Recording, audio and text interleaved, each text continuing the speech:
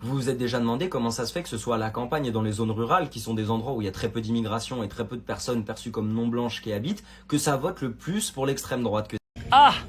Alors qu'au contraire, dans les villes et surtout dans les grandes villes, là où il y a eu de l'immigration, là où il y a une histoire de l'immigration, et ben c'est là où les gens votent le moins à l'extrême droite.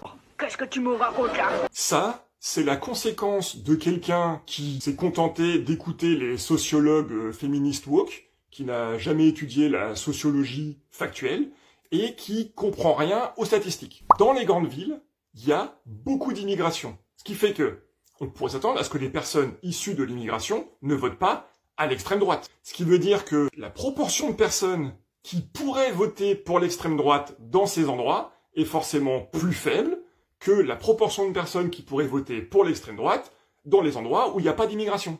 Mais oui, c'est clair. Voilà, c'est-à-dire que si vous n'avez pas d'immigration, 100% des personnes peuvent voter à l'extrême droite. Si vous avez 30% d'immigrés, 70% des personnes peuvent voter à l'extrême droite. Hein, on l'entend moins ta grande gueule, hein, mon salaud, hein?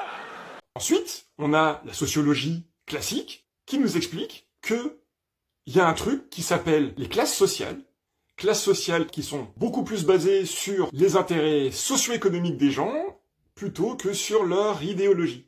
Les gens vont plutôt voter pour des choses qui vont dans le sens de leur classe sociale, plutôt que pour des choses qui vont dans le sens de leur idéologie. C'est sale gaucher, c'est sale gaucher. Alors il se trouve que les politiques sont pas tous complètement débiles, et qu'il y a des politiques qui accolent des intérêts de classe sociale à certaines idéologies.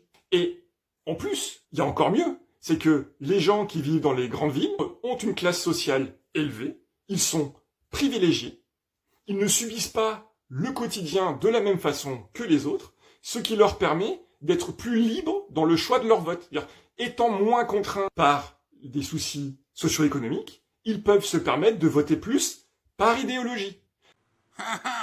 Parce que d'une, ils peuvent se le permettre, et de deux, même si ça pose problème, c'est pas eux qui vont subir les conséquences de ces problèmes. Alors que les gens qui sont contraints par leur environnement socio-économique vont davantage se soucier de leurs intérêts socio-économiques.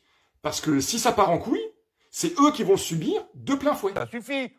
Ça suffit maintenant.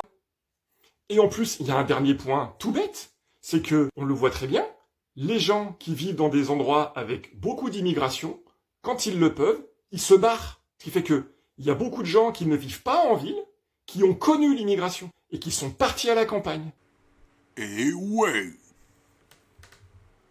Un citadin qui va à la campagne, il n'oublie pas son passé de citadin. Ce que je dis là, c'est extrêmement simple.